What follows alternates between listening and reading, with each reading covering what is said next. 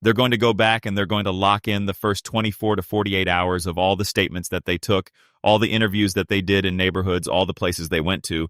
They're going to go back to those first couple of notes, one of them that, they may believe music is legit, and they're going to try to connect those dots in relationship to why they believe these things are not just circumstantially legit, but they can be proved in a court.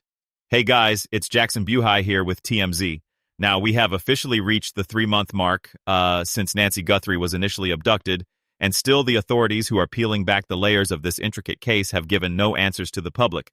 We ourselves don't know where they are at this point in the investigation. Maybe they do have a lead on who could have conducted this crime. Maybe they don't, but there has been a lot of discussion regarding whether or not this crime was conducted by one or more individuals. And to talk to me about that today, I'm bringing on retired homicide detective Chris McDonald. He is also the host of the podcast, The Interview Room. And I think it's also important to mention that he is the Director of Law Enforcement Relations for the Cold Case Foundation. So, Mr. McDonald, thank you so much for joining me today. Thank you so much. I appreciate the invite. Of course. Well, thank you for being here. Now, first off, before this interview started, we were kind of talking about why you think, one, there is another person involved in this case. Obviously, we see the person on the doorbell footage, which has become infamously tied to this case, now shared millions and millions of times. But you believe that there is a second person off camera. Why? Well, one of the most interesting things that we have to consider here for Miss Guthrie is, the management of her once they get her out of the house or whoever this individual was on the porch. Okay? And when we think about that, Jackson, one of the things that you're going to need, and which is obvious here, there was some type of vehicle that was used to remove her from those premises. Okay. As a result of that, now you have to go back from, a behavioral analysis aspect and think, okay, do clear's throat, we have, the placement of the vehicle positioned to where if she were to be taken out of the back of the house, there would be a vehicle there, i.e. near the garage and or the back gate. And so that individual inside the house could say, okay, I got to get her to the back gate, and then I need to get her to the car that's probably waiting outside because we know she's not there. So some type of transportation was used, okay? And now and then, if we think about this even further, the fact that, she is now taken out of the front, now that suspect behavior starts to change, okay? And so you have to now think, okay, does he manage her in the home? Okay, meaning does he hurt her in the home? And that we don't have evidence of that at this point. The law enforcement authorities have not given us any evidence that there was, problems with inside her bedroom or anything like that. We only have it at the front door, maybe at the interior threshold, and maybe on the front porch. Okay. But something had to change in the suspect's behavior, because if the fact that he was going to take her out the back, well, then you would logically think he is also prepared to park a car back there and put her into that vehicle and move her. But that's not where the evidence points us. The evidence points us, i.e. the blood in the front of the house. So that means he has to do one of two things. A, he has to tell Miss Guthrie, stay here, I'm going to move the car around, hypothetically. Or B, okay, he's already positioned the car out front and then takes her out the front, okay, and puts her into the vehicle. Well, then that is a problem because he's already positioned the back doors, allegedly, put those open for to take her out the back. So what is he going to do? Take her out the back and then move her around and bring her around to the front? Okay. So that for me is kind of this idea that says, okay, there has to be more than one person involved in this thing because we're only thinking about just the front porch, okay? But we're not thinking about once she's outside, okay? That there had to be somebody else also working in conjunction to get her removed from that property. And i.e. the three of them, let's say hypothetically, remove her simultaneously from the, take her away from that property. Interesting. And I think what's also important to mention is the blood evidence that we have. Obviously, there's those pictures that were released of Nancy Guthrie's blood on her front porch. And, I've spoken to people that were there on the scene who detailed that the blood started in a large spatter at her front door, and it trailed all the way to the end of that walkway before hitting the asphalt on the road, which suggests that there was indeed a getaway driver. If you were working with the FBI Phoenix Field Office or the Puma County Sheriff's Office in this case, what would you be doing to further this investigation? Well, there would be a couple of things that you have to look at, right? You have to look at the data points. And what are those data points that we have? We have a data point from the garage opening. 11:48, 11:50, it closes. Okay? But what other data points do we have? Well, we know that they took various vehicles in this particular case. Okay. And one of those vehicles, obviously a Range Rover. The second was a family vehicle where she was last seen in that vehicle. Okay? But then, clears throat. Now you have to ask even further. Why are you doing that? Okay. Why? Because are you looking for telemetrics data? And if that's the case, then what you're trying to do is see where that vehicle went. Okay. Well, as an investigator, I'm asking the question, do you not believe parts of narratives that you have to take the telemetrics data out of, a family car and then hold that vehicle for over 40 days? Okay. Why are you checking the telemetrics data if you're only looking for proof of life within that vehicle that she was taken from point A to point B and dropped off? You can do that in 2 days, 3 days. You can take a story and a narrative and say, okay, she's in this car. Let's check that box and, see if there's any evidentiary value inside the right front passenger seat. Okay. From when she left that car, that garage door goes up at 10:48. The garage door comes out at 10:50 or goes down at 10:50. Okay. But we don't have any other data points. We don't have a data point of that garage going up and a suspect taking her out of that garage and putting her into another vehicle and transporting her out. Okay. So those are the kind of things where investigators, I know there's been a lot of talk about the telemetrics inside of the vehicles. Okay. Well, for me, that was almost this idea that says, well, why are the investigators doing that in such a minutia of detail that they're trying to find the data points in the Range Mo Rover and they're trying to find data points in a Honda Civic, okay, or CRV, okay? Why are they doing that? Because if somebody says, I took person A to this location and dropped them off, okay, well, then you don't need to get the entire telemetric system in that vehicle, okay? If you're just looking as an investigative process, okay, to prove that she was in that car, right? They're looking for data points. So again, it comes back to the vehicle. You say, okay, well, where's this vehicle? Where's it been? And why are we doing this from an investigative analysis ask point? Which leads into a secondary question. Okay, the 911 call. Okay, who makes the 911 call? Well, if it's a medical event the night before, well, then guess what? Who's going to make the very first call is going to be Miss Guthrie, Nancy Guthrie herself. I'm having a medical emergency. I need the paramedics here. Okay, which would have explained potentially, the back doors being open. Okay, but we don't have those. That information relates to the public yet.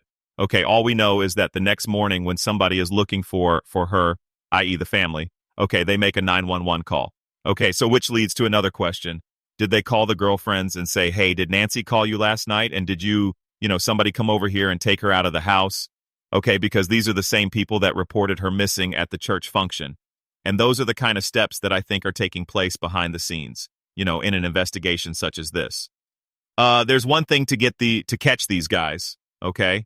And there's another thing to say we've studied these guys, okay?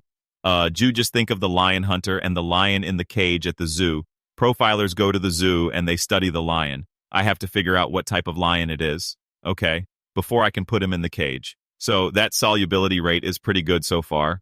Okay, so I look at minutia details like this, and the details like this are telling us clearly, okay, there has to be at least one, maybe two, well, at least one other individual involved. We have evidence of that potentially because, the investigators, again, are focusing on that vehicle.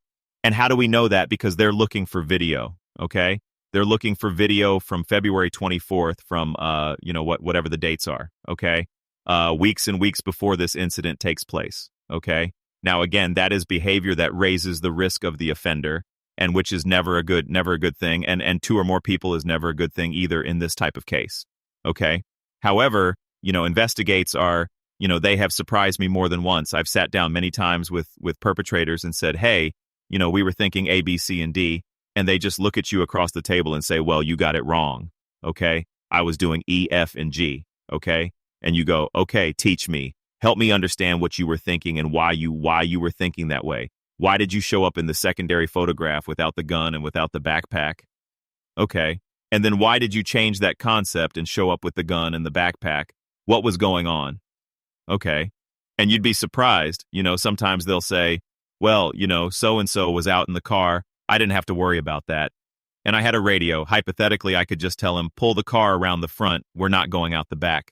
So, being the director of law enforcement relations for the Cold Case Foundation, you have a lot of experience with cold cases. What would make this a cold case? And do you think that the authorities are any closer to finding the person who conducted this crime? Well, what would make it a cold case is when they 100% run out of thinking outside of the box, okay?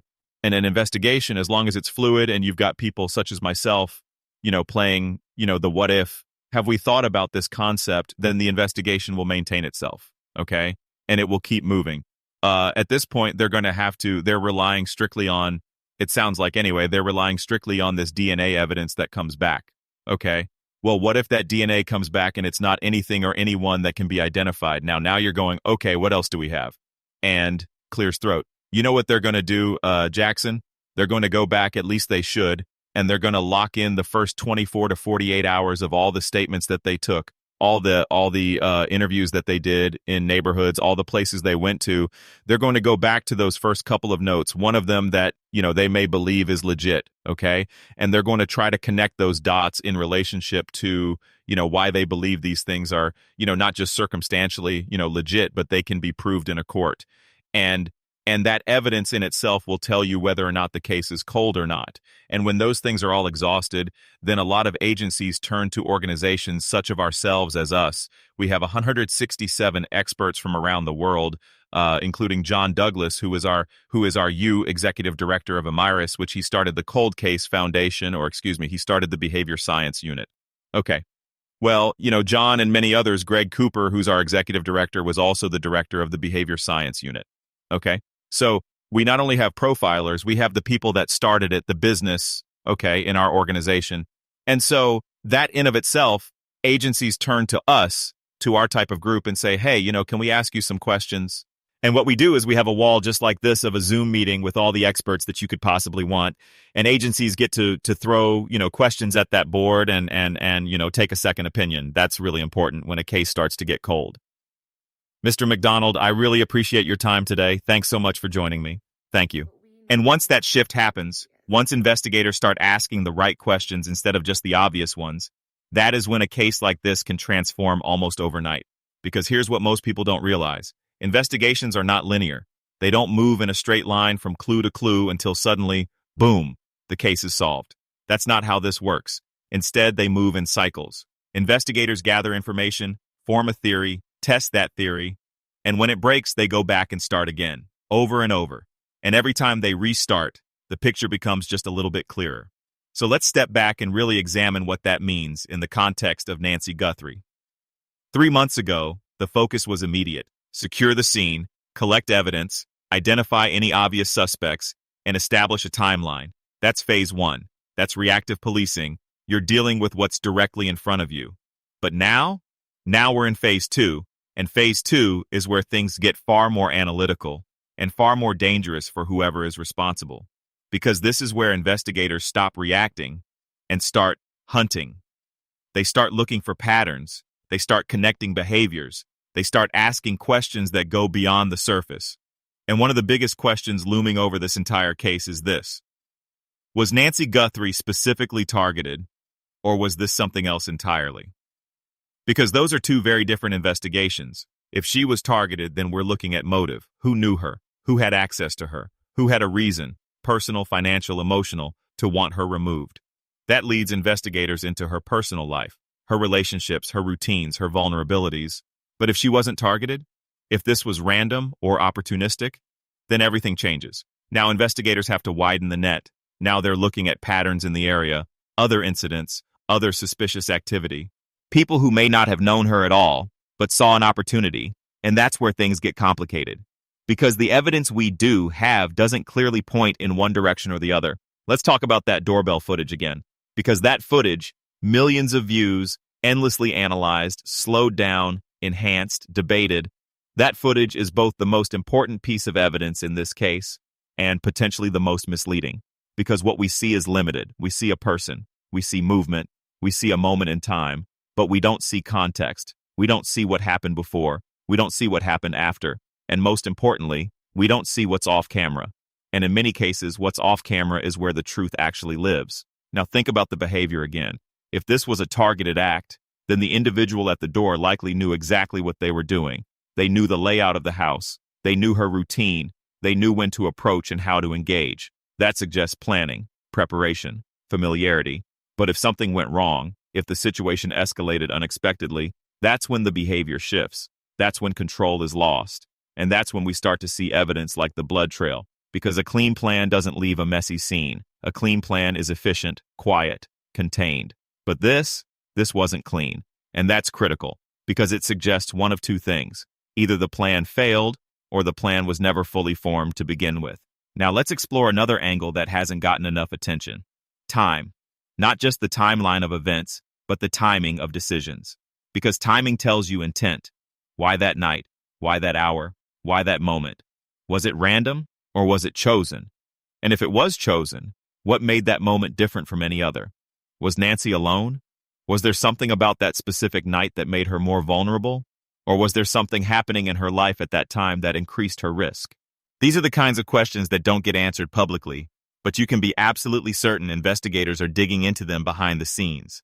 Phone records, text messages, financial transactions, digital footprints, everything. Because in today's world, almost no one moves through their day without leaving behind some kind of digital trace. And those traces, when analyzed properly, can tell a story just as powerful as physical evidence. Now let's go even deeper. Because Chris McDonald brought up something that deserves more attention. The concept of behavioral change in the suspect. This is huge, because criminals, no matter how careful they think they are creatures of habit. They have patterns. They have tendencies. And when those patterns break, it means something significant has happened. In this case, the shift from what may have been an intended exit through the back to a movement toward the front is not a small detail. That's a major deviation. And deviations don't happen without a reason. So what caused it? Was it Nancy herself? Did she resist? Did she attempt to escape? Did something happen inside the house that forced the suspect to change course? Or, and this is where it gets really interesting, did communication with a second person influence that decision? Because if there was someone else involved, someone outside, someone in a vehicle, someone coordinating, then that shift could have been directed. Change of plans. Bring her out front. Move now. That kind of real-time adjustment suggests a level of coordination that goes far beyond a single individual acting alone. And if that's the case, then investigators aren't just looking for a suspect. They're looking for a network. Now let's talk about risk, because every criminal act carries risk. But the level of risk tells you something about the offender. This crime, based on what we know, was high risk. Approaching a home, engaging with someone at the door, potentially entering the residence, using force, leaving behind visible evidence, transporting a victim. That's not cautious behavior, that's bold. And bold offenders tend to fall into two categories: experienced or desperate. If they're experienced, they've done something like this before. Maybe not exactly this, but something similar. They understand risk. They know how to manage it. They know how to adapt. But if they're desperate, then the behavior becomes less predictable, more chaotic, more reactive, and that increases the chances of mistakes. Now here's where things take another turn, because regardless of whether this was one person or multiple, experienced or desperate, targeted or opportunistic, there is one factor that always comes into play over time: pressure. Pressure from investigators, pressure from media, pressure from within, because maintaining silence, maintaining control, maintaining a lie over time is incredibly difficult, especially if more than one person is involved, because now you're relying on someone else to stay consistent, to not panic, to not talk, to not make a mistake. And history has shown us over and over again that this is where things begin to unravel. Someone tells someone something they shouldn't, someone changes their story, someone gets nervous, someone slips. And investigators are waiting for that. They're watching for inconsistencies. They're comparing statements. They're analyzing behavior over time, because the person who committed this crime, whoever they are, they're not frozen in time. They're living their life. They're interacting with people. They're making decisions. And every one of those decisions is an opportunity for exposure. Now let's go back to something McDonald said that might have sounded simple but is actually incredibly profound. The idea of studying behavior like a lion in a cage. That analogy matters. Because before you can catch someone, you have to understand them. Not just what they did, but why they did it, how they think, how they react, how they plan. Because once you understand that, you can predict them. And once you can predict them, you can catch them. And that's what profiling is really about. It's not guesswork. It's pattern recognition. It's psychology. It's understanding that human behavior, no matter how complex, follows certain rules. And those rules leave behind traces, even when someone is trying to hide them. So, where does that leave us? Right now, the Nancy Guthrie case sits at a crossroads. It's not cold, but it's not moving publicly, which means the real work is happening behind the scenes, quietly, methodically, patiently. And that's often when the biggest breakthroughs happen, not in the spotlight, not in press conferences, but in offices, in analysis rooms, in conversations between investigators who are piecing together something that no one else can see yet. Because the truth is, cases like this don't stay unresolved forever. They reach a tipping point, and when they do, everything that seemed confusing suddenly makes sense. Every loose end connects, every unanswered question finds its place, and the picture becomes clear. So the real question isn't whether this case will be solved. The real question is, what piece of the puzzle are we all missing right now? Because whatever that piece is, it's already out there, somewhere, in a statement, in a data point, in a moment that didn't seem important at the time, but is about to become the most important detail in the entire case. And when that moment comes, when that detail is finally recognized for what it is, this entire investigation could change in an instant, and the person, or people, responsible will have nowhere left to hide.